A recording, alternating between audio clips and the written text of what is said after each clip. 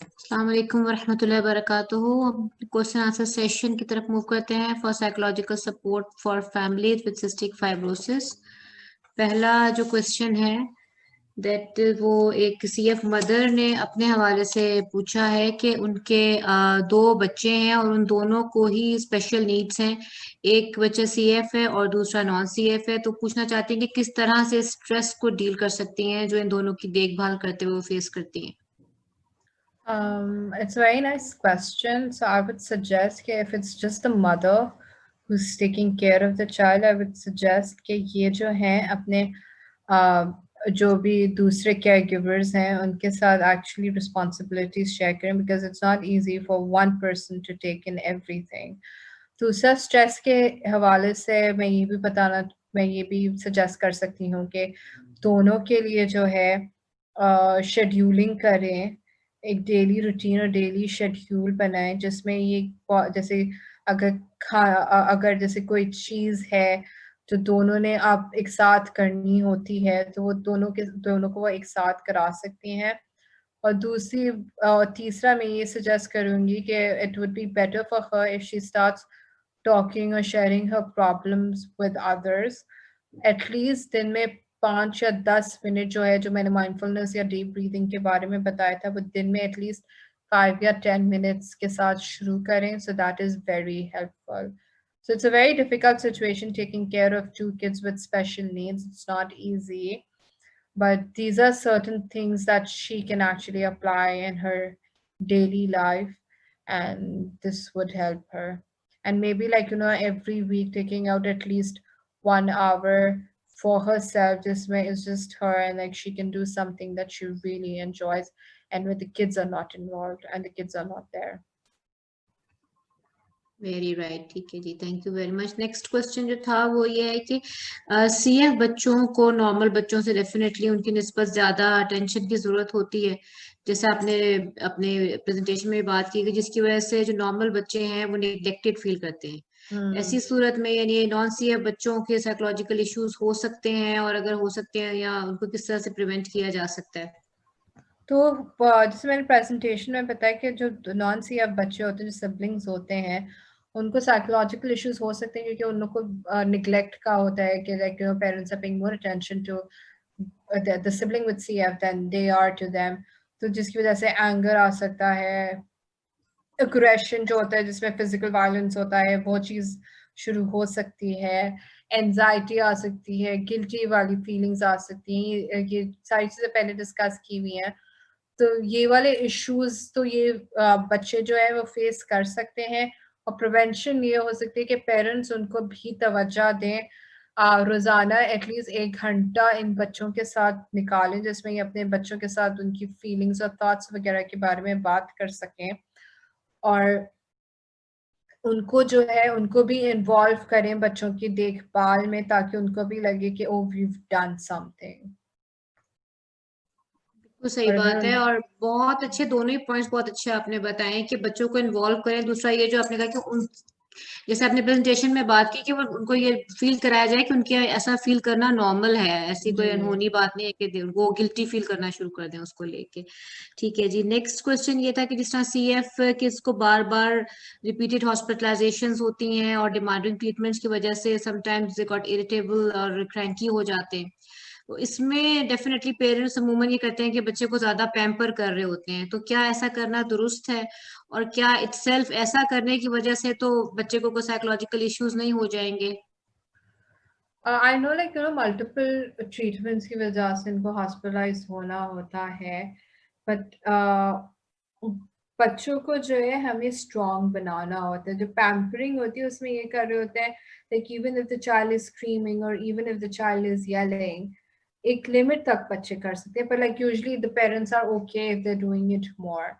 So this is something like, अगर ये जैसे हॉस्पिटल के अलावा भी घर में भी ये चीज़ हो रही है, so this is not something right. सो उसमें ये कर सकते हैं कि पेरेंट्स बाउंड्री सेटिंग बनाएं, कि व्हाट इज, बच्चों को बताएं कि this is appropriate and this is inappropriate, and tell them कि हाँ हमें पता है कि अभी आप जो सिचुएशन में हो, आप बहुत मुश्किल सिचुएशन में हो, पर आप इसको हेल्दी कौन से तरीके से आप कोप कर सकते हो। अच्छा, अगर आपको गुस्सा आ रहा है, आपको चीजें फेंकनी है, सही है, आप जैसे मैंने डार्ट की एग्जांपल दी थी, तो वो चीजें करवाएं आप, जैसे पाउंडिंग बेंच वगैरह है वो चीजें करवाएं, पेंटिंग वगैरह कराएं, हेल्दी तरीके सिखाएं जिससे बच्चे कर सकते हैं। तो इससे क्या होगा, उस उनके अंदर जो है पॉजिटिव इमोशंस भी क्रिएट होंगे और जो थॉट्स हैं वो भी कंट्रोल होना शुरू होंगे। बिल्कुल सही है। नेक्स्ट क्वेश्चन का भी वैसे आपने माशाल्लाह you address the issue in your presentation as well. यही था कि सीएफ पेरेंट्स और स्पेशली मॉम्स, क्योंकि तो यूजुअली मॉम्स ज्यादा टेक स्पेस केयर कर नहीं रही है। होती हैं। नहीं वो जरूरी नहीं, लंबी दा जरूरी नहीं है, पिक्चर क्वालिटी हैवी है ना, ते ओ जीबी ਜਿਹੜੀ ਉਹ कम ही है।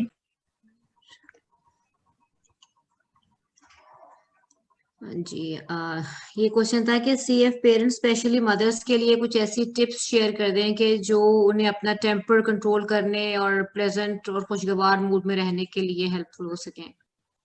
वो ये कर सकते हैं, डीप ब्रीदिंग करें, माइंडफुलनेस करें, इसके अलावा फ्रेंड्स और फैमिली के साथ टाइम स्पेंड करें जिसमें they not actually talking about the problems that they're struggling with, but also like other things. Indulge themselves in different hobbies, go on a nature walk. ये वाली चीजें कर सकते हैं जिससे जो ये अपने आप को काम डाउन कर सकते हैं। सही बात है, ठीक है जी। नेक्स्ट क्वेश्चन बड़ा इंपॉर्टेंट है। इनका ये सवाल है कि इनका बेटा है सीएफ टीन एजर है, जिससे अपने रिपीटेड एडमिशन या ट्रीटमेंट्स वगैरह की वजह से कई मेजर इवेंट्स मिस करने पड़ते हैं और वो खुद को अपने जो पीयर्स हैं, अपने साथियों में मिसफिट फील करता है। तो इससे किस तरह से उसको एंजाइटी का एलिमेंट उसमें बच्चे में बहुत आ रहा है, तो किस तरह से इसको हेल्प आउट किया जा सकता है? सही, तो इसमें ये होता है कि आप उनको असर्टिवनेस सिखाएं, आप उनको बताएं, आप उनसे पूछें कि what are the good things about yourself, what are the things that you proud of yourself. जैसे इसमें जो है मोस्टली इनका सेल्फ इस्टीम, खुद के ऊपर एतमाद बढ़ाना है, और उनको जो है जैसे उन बच्चों से दोस्ती कराई जाए जो एक्चुअली इनको अप्रिशिएट करते हैं, टीचर्स को भी बोले इनको अप्रिशिएट करें, और पेरेंट्स भी इनको बताएं कि अच्छा जो भी आप जो मिस कर रहे हो, एटलीस्ट आप दूसरी चीजें कवर, तो अगर like you know if he is able to cover those things, like you know for instance अगर स्कूल जा रहे हैं and if he is able to cover those things in school, so that is something that can be very much appreciated. पे anxious भी हो रहे हैं, तो एंजाइटी में भी इनको यही है, जो सबसे पहला काम जो है इनका कॉन्फिडेंस बूस्ट कराना है। और ये बूस्ट तब हो सकता है कि जब इनके जो बहुत ही जैसे इनकी जेन्युइन फ्रेंडशिप्स हो स्कूल में, उसके थ्रू हो सकता है वो पेरेंट्स बिल्ड कर सकते हैं, घर में इनको सिखा सकते हैं उनकी दोस्ती कैसे कर सकते हैं। और दूसरा जो है उनके बारे में जो भी अच्छी चीजें, help him recognise all the positive qualities about himself. So once his self esteem is boosted, तो एंजाइटी खुद ब खुद कम हो जाएगी। सही, बिल्कुल सही। नेक्स्ट क्वेश्चन भी टीनेजर सीएफ बच्चे के बारे में है। ये एक सीएफ बच्ची के बारे में, इनका अपनी बेटी के बारे में क्वेश्चन है कि बच्ची के पास अपनी डिलेड प्यूबर्टी को लेके बहुत सारे सवालात हैं और वालदा खुलकर उसे कुछ बताने से घबराती हैं, तो वो पूछ रही थी कि किस तरह सिचुएशन को वो हैंडल कर सकती हैं।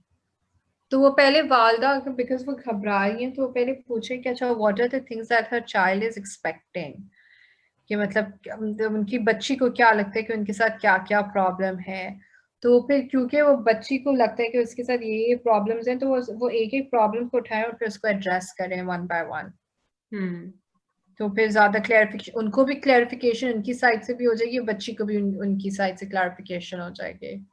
सही सही।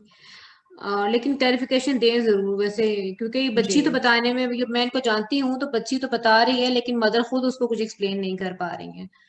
तो मदर भी like you know through resources on the internet और through like you know pediatrician की हेल्प से बच्ची को चीजें बताएं। सही। नेक्स्ट क्वेश्चन ये है कि एक सीएफ पर्सन जो अपने नेगेटिव बॉडी इमेज से परेशान है, तो उसे कैसे हेल्प की जा सकती है? नेगेटिव बॉडी इमेज, तो ये चीज होती है कि जैसे बच्चे जो है they are very conscious about the way they are looking, ये वाली चीज होती है। तो इसमें जो है अगेन जो है इनका सेल्फ स्टीम बूस्ट करना है, इनसे सवाल पूछने हैं कि अच्छा why do you think this way about yourself and what can you do, आप कौन कौन सी चीजें अप्लाई कर सकते हो अपने ऊपर जिसकी वजह से you think that you can, like what is the acceptable way that maybe like you can dress in a particular way, maybe you can apply makeup, whatever way, like what do you think can help you out with the way you feel about yourself. But parents हमेशा encourage करें कि the way you are, that's the most beautiful thing. बिल्कुल सही। Next question ये है कि अमूमन वालिदैन जो हैं वो CF टीनेजर से ये एक्सपेक्ट करते हैं कि वो अपने डेली ट्रीटमेंट्स यानी जो डेली उनकी नेबुलाइजेशन और फिजियो हैं उसके लिए खुद रिस्पॉन्सिबल हो और रियलाइज करें कि उनके डेली रूटीन का हिस्सा है। तो क्या पेरेंट और वो दे एक्सपेक्ट कि वो डिपेंडेंट हो जाए, पेरेंट्स पर डिपेंडेंसी कम हो जाए, उनकी इंडिपेंडेंट हो जाए, तो क्या ऐसी तवक्को करना ठीक है? जी बिल्कुल ठीक है, especially if the child is a teenager. आहिस्ता फौरन एकदम से ना दे दें, उन लोगों को हर चीज उनके ऊपर ना डाल दें, आहिस्ता आहिस्ता करके, जैसे मैंने बताया था प्रेजेंटेशन में सक्सेसिव अप्रोक्सीमेशंस के थ्रू एक चीज करें, फिर एक चीज में अगर वो लोग ने अच्छे तरीके से अचीव कर ली फिर दूसरी चीज के ऊपर आए। बिल्कुल ठीक है जी। नेक्स्ट क्वेश्चन भी ये है कि जिसका जिस तरह के मिलते जुलते सवाल का आपने पहले आंसर किया है कि एक वालदा का क्वेश्चन है कि जिनके माशाल्लाह 2 बच्चे हैं, एक 2 साल की बेटी है जिनको CF है और जबकि इनके दूसरे बेटे जो हैं ही इज 9 इयर्स और उसको ADHD और डिसलेक्सिया का डायग्नोसिस हुआ है। इस सिचुएशन में पूछ रही हैं कि वो खुद बहुत डिप्रेस रहती हैं और साथ में उस चीज को परेशान भी है कि मैं इतनी डिप्रेस रहती हूँ, अनप्लेजेंट रहती हूँ, तो वो किस तरह से जो है वो इन चीजों के साथ कोप करें और खुद प्लेजेंट वे में और पॉजिटिव वे में लेके चलें चीजों को। इसका जवाब जैसे आई थिंक हमने पहले भी डिस्कस किया था, इसमें यही है that she needs to spend time with other people, she needs to she needs to do different activities that can help her in relaxing, such as बाहर चली जाए maybe हफ्ते में 1 या 2 मर्तबा, और उसके अलावा माइंडफुलनेस करें, डीप ब्रीदिंग करें, उसके अलावा अपने आप को ब्लेम ना करें अपने बच्चों के प्रॉब्लम्स की वजह से, या तो फिर ये ना सोचें कि मेरी वजह से ही क्यों हो रहा है। इनको जो है अपने थॉट्स को है वो चेंज करना पड़ेगा, जिसकी वजह से she'll be able to feel differently, and just notice her thoughts and the way she's feeling and how her thoughts and feelings then lead to the kind of behavior that she indulges in. और अगर बहुत bother कर रही है इनको situation, तो आपका ख्याल से ये खुद भी साइकोलॉजिकल हेल्प ले सकती हैं, प्रोफेशनल हेल्प जी, लें? yes, it would help her out. इंशाल्लाह इंशाल्लाह। ठीक है, नेक्स्ट क्वेश्चन ये है कि CF चाइल्ड के बारे में पूछ रही हैं कि वो दिन ब दिन अपने जो डेली रूटीन नैप्स और फिजियो के बारे में रिलक्टेंट होते जा रहे हैं, तो काइंडली ऐसा कुछ सजेस्ट करें कि जो इन बच्चों को हेल्प करे कि वो इसे एक्सेप्ट करें कि उनकी डेली रूटीन का हिस्सा है ये। पहले तो उनको उनकी डिजीज के बारे में एक्सेप्ट करवाएं कि what is this disease for them and what can they do about it. सही। What are the ways that they can,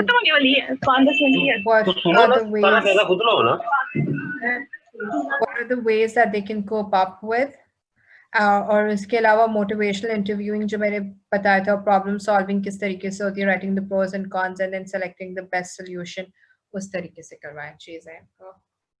बिल्कुल सही जी, बिल्कुल सही। नेक्स्ट ये है कि एक ये एडल्ट, नेक्स्ट क्वेश्चन एक एडल्ट हमारे CF का है, वही पूछ रही है कि अपनी वालदा के बारे में वो परेशान है कि वालदा इनकी बहुत डिप्रेस्ड रहती हैं और समटाइम इनको ऐसा फील होता है कि मदर अभी तक डिनाइल में है and she wants to help her out, कि मैं उनको किस तरह से मदद करूं कि वो जो है एक्सेप्ट करें इसको और पॉजिटिवली लेके चलें।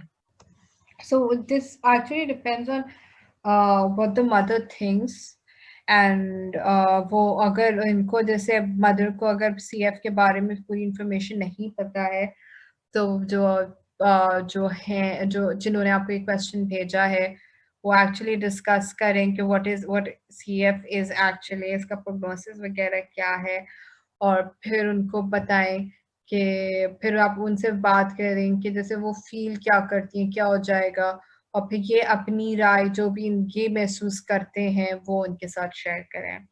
But like if she's in extreme denial and if she is very much depressed, so she needs help, professional help. बिल्कुल बिल्कुल ठीक है, बिल्कुल सही बात है. नेक्स्ट क्वेश्चन ये था कि छोटे बच्चों को इनकी इस क्रॉनिक कंडीशन के बारे में बताने की सही उम्र क्या होनी चाहिए और पेरेंट्स किस तरह बच्चों को इस बारे में एक्सप्लेन करें कि बच्चे परेशान भी ना हो, घबराएं भी ना, डरें भी ना, तो और उन्हें जैसे समझ मैंने भी आ बताया जाए. था जी, सॉरी, जैसे मैंने नहीं, बताया था, जैसे मैंने प्रेजेंटेशन में बताया था कि जैसे प्री स्कूल तक के, जैसे प्रोफेशनल्स कहते हैं कि प्री स्कूल तक के बच्चों को इनकी जो भी इलनेस है उसके बारे में आप बताएं डेवलप एज अप्रोप्रिएट हिसाब से. जैसे छोटे बच्चों को आप पपेट प्ले और स्टोरी टेलिंग के थ्रू बता सकते हैं, और वो जितना उनको समझ आती है आप उसी हद तक बताएं, ज़्यादा उनको बताने की ज़रूरत नहीं कि अच्छा आगे जाके ये भी हो जाएगा, आगे जाके ये भी हो जाएगा. अच्छा अभी इनका जो है सिम्टम्स ये आ रहे हैं, तो सिम्टम्स और डिजीज को रिलेट करें कि हो क्या रहा है, rather than like telling them कि फ्यूचर में इस तरीके से होगा. जी बिल्कुल ठीक है. नेक्स्ट क्वेश्चन ये था कि जी जॉइंट फैमिली सिस्टम में जैसे लोग रिश्तेदार माँ बाप के अलावा सीएफआर की कंडीशन से आगाह नहीं होते, तो इनकी तरफ से आने वाले रिस्पांस भी पेरेंट्स को जो है वो काफी डिस्टर्ब कर रहे होते हैं, तो उनको किस तरह डील किया जाए. उनको इस बीमारी के बारे में वो कहते हैं कि बता भी दिया जाए तो वो समझते नहीं है कि क्या है और कितनी तवज्जो तलब और पेचीदा मसला है. रिश्तेदारों के साथ since we all have WhatsApp these days, और WhatsApp पे सबके फैमिली ग्रुप्स भी होते हैं, तो आहिस्ता आहिस्ता करके थोड़ी थोड़ी इन्फॉर्मेशन आप पेरेंट्स को चाहिए कि आप उन जैसे बच्चों के बारे में शेयर करें कि सिस्टिक फाइब्रोसिस होता क्या है, इसमें क्या क्या प्रॉब्लम्स आती हैं, केयर गिवर्स के साथ क्या इश्यूज आते हैं, बच्चों के साथ क्या क्या इश्यूज आते हैं, बनस्बत लाइक उनको पूरी चीज़ एक साथ बताने के छोटी छोटी तरीके से उनको इंफॉर्मेशन दी जाए, ताकि उनको ये बात याद रहे कि अच्छा इसके साथ ये इस प्रॉब्लम में ये चीज़ें होती हैं. फिर अब जैसे अगर रिश्तेदार नहीं समझ पा रहे, तो उसमें जो है बस आप यही इन्फॉर्मेशन ही आप दे सकते हैं और आप कुछ नहीं कर सकते, और आप इनको जो डिफ़िकल्टीज़ जो हैं, जो कॉन्सिक्वेंसेस जो हैं उनके बिहेवियर के बारे में, आप सिर्फ़ उनको उस चीज़ के बारे में बता सकते हैं, और आप उनको वो बता सकते हैं कि वो किस तरीके से मदद कर सकते हैं आपके. और तो हम ज़्यादा रिश्तेदार, और तो हम ज़्यादा तो like we don't know how the relatives would respond. But these सही. are the things that you can actually do, and these are the only things that are under your control. सही. नेक्स्ट जो question है इसका वैसे तो answer आप कर ही चुकी हैं, कि ये कि सीएफएस को किस उम्र में आगाह करना मुनासिब रहता है कि वो इस कंडीशन बीमारी से गुजर रहे हैं. So like I said, like preschool age से आप बताना शुरू कर दें age appropriate way में. सही बात है. नेक्स्ट क्वेश्चन ये था कि जी सीएफआर की प्रॉपर स्कूलिंग ना होना या प्रॉपर ग्रोथ रेट पर ना बढ़ना उनकी साइकोलॉजी, फैमिली और बजाते खुद बच्चे के पे किस तरह से असरअंदाज होता है. सीएफआर की स्कूलिंग का बेहतरीन हल क्या होना चाहिए कि वो बड़े होकर जो है वालिदैन के साथ साथ खुद भी इस बीमारी ग्रुप और डॉक्टर्स को डील कर सकें. इसमें ये हो सकता है कि जैसे अगर स्कूलिंग अगर ये लोग मिस कर रहे हैं, so what you can do, like due to hospitalization or anything, because बाहर तो ये होता है कि एक्चुअली हॉस्पिटल बेस्ड स्कूल्स भी खुल चुके हैं, तो जिन बच्चों की क्रॉनिक इलनेसेस होती हैं उनको वहाँ पे पढ़ाया भी जाता है. तो माँ बाप ये कर सकते हैं कि जैसे स्कूल में एटलीस्ट लाइक दिन में अगर हॉस्पिटलाइज में दिन में 1 घंटा या 2 घंटा बच्चों को जो स्कूल में जो चीज़ हो रही है वो उसके साथ कैचअप करवाएं, या घर में है स्कूल नहीं जा पा रहे किसी वजह से, तो वो 1 या 2 घंटे से ज़्यादा नहीं थोड़ा सा कैचअप करवाएं, तो इसकी वजह से फिर स्कूल में दूसरे बच्चों के साथ साथ रहेंगे. और दूसरा ये है कि इनको जो है जिस तरीके से जो सेल्फ मैनेजमेंट के लिए रिवॉर्डिंग वगैरह यूज़ करें, ताकि अपना जो है ख्याल खुद से कर सकें. सही. नेक्स्ट क्वेश्चन का ये था, इनकी 3 साल की बेटी है जो कि बहुत अपसेट हो जाती है अगर कोई घर में कोई गेस्ट वगैरह आ जाए, स्पेशली अगर कोई बच्चे हों आसपास या उनकी चीजों को कोई हाथ लगाए, तो वो चिढ़ने लगती हैं, शी थ्रोज टेंट्रम, और चीखती हैं, बहुत गुस्सा करती हैं, रोने लगती हैं, and she is the only child of her parents. तो वो कह रही हैं कि ओके इस सूरत में किस तरह से इसको हैंडल किया जाए। इस सूरत में जो है एक तो ये है कि इनको जैसे आर्ट करवाएं। I know like you no बहुत सारे पेरेंट्स का कॉन्सेप्ट होता है कि हमारा बच्चा तो अभी छोटा है और ये आर्ट कैसे करेगा, बट लाइक यू नो इतने छोटे बच्चे भी अपने आप को पेंटिंग्स के थ्रू एक्सप्रेस कर लेते हैं। फिर इनको बहुत ज़्यादा सेंसरी प्ले करवाएं। I don't know like you know if sand would be और like not even sand, like you know you can actually created dough या प्ले डो वगैरह जो है, और नोटिस करेंगे मुंह में ना ले लें वो चीज़, या होममेड डो आप बना लें। होममेड डो की भी बहुत ज़्यादा रेसिपी आती है and it's very safe also.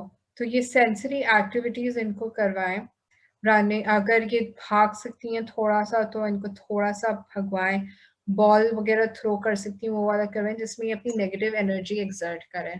तो ये एक्टिविटीज कराएं और फिर उसके बाद हम इनसे पूछें कि हो क्या रहा है, किस चीज पे इनको गुस्सा आ रहा है, क्या तकलीफ हो रही है, rather than parents shouting at her as well. सही सही। और नेक्स्ट क्वेश्चन है जी, वो एक एडल्ट सीएफआर का है, और इनका ये क्वेश्चन था कि जी ओवर कंट्रोलिंग और नार्सिसिस्टिक फादर के साथ किस तरह डील किया जाए, और किस तरह यानी बाउंड्री सेटअप करें। उनको लगता है कि इससे इनकी हेल्थ भी अफेक्ट होती है, इमोशनली एग्जॉस्ट फील करती हैं।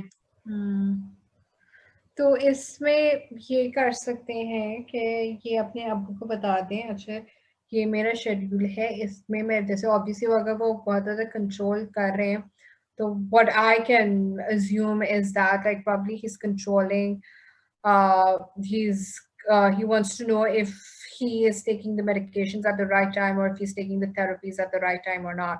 So he can actually communicate to his father कि मैंने ये वाली दवाइयाँ ले ली हैं और ये वाली चीज़ें, and he can communicate to his father कि भाई whenever you do this, I feel this way and it actually exhausts me at ये मेरे साथ ये मसला होता है, like whenever the father is in the good mood, so he can actually communicate this to his father and then maybe like you know it can be helpful, but we need to know like more backgrounds जैसे ज़्यादा पता होना चाहिए कि मैं इसको सही तरीके से इस सवाल का जवाब दे सकूं। सही।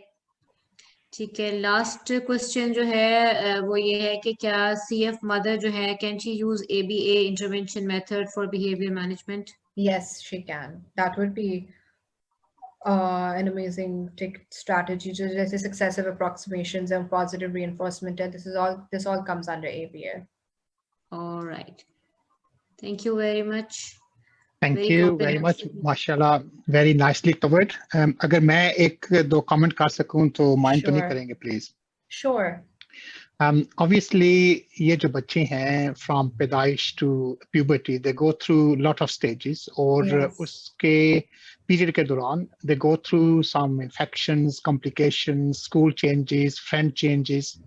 तो काफी जो है ना वो different ages अपने लिहाज से वो गुजरते हैं, और उनके अपने इश्यू जो होते हैं हर स्टेज के ऊपर मुख्तलिफ होते हैं, और पेरेंट्स जो होते हैं उन्हें देख रहे होते हैं तो वो घबरा जाते हैं। तो एक मेरी जो ऑब्जर्वेशन ये रही है जो कि पाकिस्तान में ज्यादा पाई जाती है कि सबसे पहले हमको एज पेरेंट्स इस कंडीशन को एक्सेप्ट करना है कि ये हमारे बच्चे के साथ प्रॉब्लम है।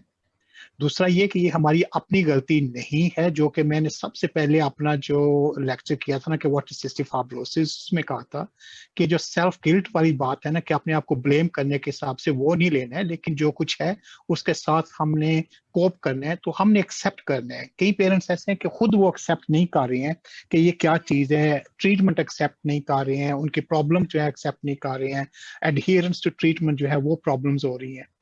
और फिर ये है कि विद इन द फैमिली ये एक सीक्रेट रखा हुआ है जो कि एक कल्चरल चीज है कि अगर हमने किसी को बता दिया कि हमारे बच्चे को ये मारूसी बीमारी है तो लोग वो हमारे मुतालिक क्या कहेंगे, हमारे बच्चे को क्या कहेंगे, उनके साथ कोई रिश्तेदारी आइंदा नहीं जोड़ेंगे। तो ये चीजें हमारे जहन में आती हैं और ये एक बिग बैरियर बन जाता है जो कि आप अपने जहन में लेकर परेशान होते रहते हैं। तो बेस्ट थिंग इज के विद इन द फैमिली जो है आपकी है उसमें एटलीस्ट जो है वो आप शेयर करें बच्चों के साथ, अब एज अप्रोप्रिएट उनको बताएं। और बच्चे भी जो है वो इतने जो है ना वो नहीं होते हैं कि वो समझ नहीं सकते, और उनका समझने का तरीका कार भी मुख्तलिफ होता है। तो मिसाल के तौर पर जैसे आप उन्हें क्रियॉन दे रहे हैं, तो जैसे एक दिन बताया था कि आप कहें कि ये आपके ये सप्लीमेंट्स हैं, आप डाइट के साथ से you are special, you need to take this, तो उनके साथ उन्हें एनकरेज करें। सिबलिंग्स हैं तो उन्हें इन्वॉल्व करें उनकी केयर में, कि इतना ही कि जाए उसका नेबुलाइजर उठा के ले आए, उसके वो क्रियॉन की बॉटल उठा के ले आए, अच्छा well done, thank you very much, आपने इसकी हेल्प की। तो उसको भी जो वो थोड़ा बहुत करती हैं वो खुश होते हैं उस काम में और इन्वॉल्व होते हैं एज ए केयर। तो वो भी जो बच्चे की जो सीएफ वाले बच्चे की उसकी प्रॉब्लम की समझेंगे, उसको फिर अपने आप का जो उन्होंने किया वो अप्रिशिएट करेंगे कि पेरेंट्स हमें थैंक यू कह रही हैं, अच्छी बात हो रही है, और पेरेंट्स के लिए भी जो थोड़ा सा कम हो जाएगा। और इन बच्चों को जो है ये कॉटन वूल में रैप करके बैक ऑफ द रूम रखने की जरूरत नहीं है। ठीक है, अगर कोई ऑब्वियस किसी के साथ कोई इन्फेक्शन हो रहा है जैसे कोरोना वायरस आजकल है तो वो उसमें ना भागे, लेकिन ऐसे कि इन्हें आम बच्चों के साथ खेलने दें, उनके साथ इनका इंटरेक्शन होना चाहिए। इन्हें don't hold them back, let them enjoy normal life, let them go to normal school. और स्कूल के हिसाब से यहाँ का जो है कि हम टीचर्स को बताते हैं कि ये हमारे बच्चे को इश्यूज हैं, तो ये अगर खांसी मिसाल के तौर पे आई है तो ये है, अगर ये है तो ये करना है, इनके लंच वहाँ स्कूल के करना है तो साथ क्रियॉन लेना है, तो वो थोड़ी सी उनकी जो है वो हेल्प हो जाती है। अब जैसे कि बच्चा चोरी चोरी करे या अपने क्रियॉन ही ना ले कि दूसरे बच्चे क्या कहेंगे कि क्या हो रहा है। और दूसरा ये प्यूबर्टी के हिसाब से ये हमें पता है कि प्यूबर्टी जो है सिस्टिक फाइब्रोसिस में डिलेड होती है। एक तो ये इनकी जो हाजमे के हिसाब से खाने के हिसाब से होता है कि वजन कम होता है, पतले होते हैं, और न्यूट्रिशन जो है ये भी प्यूबर्टी को अफेक्ट करती है, तो उस हिसाब से ये लेट प्यूबर्टी होती है। तो हम जो अमूमन ये होता है कि बच्चों को जब सेकेंडरी स्कूल स्टार्ट करते हैं ना, कि जब प्राइमरी स्कूल से सेकेंडरी स्कूल शिफ्ट होते हैं तो उन्हें बताना शुरू कर देते हैं कि बॉडी चेंजेस वगैरह के हिसाब से क्या आते हैं। तो वो जैसे इंटरनेट पे बुक्स भी हैं लड़कों की प्यूबर्टी के लिए भी, लड़कियों की प्यूबर्टी के लिए भी, वो खरीदी भी जा सकती हैं, और आप बच्चे को उसके ये बच्चों की चिल्ड्रन जो है उसके लिहाज से वो लिखी जाती हैं, लिखी गई हुई हैं, तो वो भी आप उन्हें दे सकते हैं। और आपने खुद थोड़ा सा हौसला करना है कि अगर बच्चा को पूछ रहा है तो बी ऑनेस्ट, उन्हें कुछ झूठ बोलने की जरूरत नहीं है, बी ऑनेस्ट। और माए मिसाल के तौर पे अगर बच्ची अपने हिसाब से पूछ रही है तो may they have been through that process of puberty themselves, उन्हें पता है, तो वो जो उन्हें समझाएं, and that is the best instructor और टीचर जो है वो माँ हो सकती है एक माँ के लिए। और अगर ऐसे लड़के की है तो लड़का जो है अगर माएँ जो है वो शुमार रही हैं तो बाय ऑल मीन्स फादर को इन्वॉल्व करें कि फादर जो है वो बता सकता है या रिसोर्सेज जो हैं वो बता सकती हैं। तो I think these things need to be discussed. जब हम डिस्कस नहीं करते तो ये टेंशन का जरिया बनते हैं, और जितनी देर तक हम खुद इसे एक्सेप्ट चीजों को नहीं करेंगे उतनी देर तक हम बच्चों की जो है हेल्प नहीं कर सकते हैं। और open it up, talk to the family, let everybody know what the problem is, क्योंकि अदरवाइज जो है आप वो अपने आप के अंदर ही वो सभी चीजें रख के डिप्रेस्ड होंगे, अपसेट होंगे, स्ट्रेस्ड होंगे, और इसका कोई हल फिर नहीं निकलेगा। तो hope doctor Warda agrees with me what I've said, और अगर कुछ गलत कहा है तो please do correct me. No, I actually agree with whatever you've said, that बच्चों को inform कर देना चाहिए उनकी एज अप्रोप्रिएट वे से, like rather than hiding those things, उससे बस मिसट्रस्ट बहुत ज्यादा क्रिएट हो जाता है फिर बच्चों में पेरेंट्स के अंदर, दैट अच्छा पेरेंट्स हमसे चीजें छुपा रहे हैं, दे लुक फॉर वेज, फिर वो खुद से चीजें, स्पेशली जो एडोलेसेंट्स होते हैं चीजें फिर ढूंढ रहे होते हैं, और फिर कभी कभार वो लोग गलत इंफॉर्मेशन की तरफ भी चले जाते हैं, फिर they think that you know that is right and our parents are saying wrong. Thank you very much indeed. माशाल्लाह, it's been very useful. और मैंने कहा था लास्ट टाइम भी जो सेशन हुआ था यही था कि this has given us the opportunity इन चीज़ों के मुतालिक बातें करने के। तो आइंदा भी आई होप अगर मिस वर्दा इन एग्रीमेंट हैं तो कुछ 2-4 महीने के बाद अगर जरूरत पड़े तो हमें गाइड करेंगी आइंदा भी। तो that would be quite nice to have you back at some stage, क्योंकि ये चीजें जो वक्त के साथ साथ आती रहती हैं, और sometimes we need repeated reassurances about these things. तो अगर माइंड ना करें तो अगर आपको आइंदा की थोड़ा सा ट्रबल दें तो please do guide us. Yeah, sure, I can. I'm available anytime. Thank you very much indeed. Thank you, Dr. Zubia, again for your effort. Thank you very much. Thank you, Dr. Ali, and thank you, Dr. And thank you everybody else for participating. Jazakumullah khair. Stay blessed. Thank you. Thank you.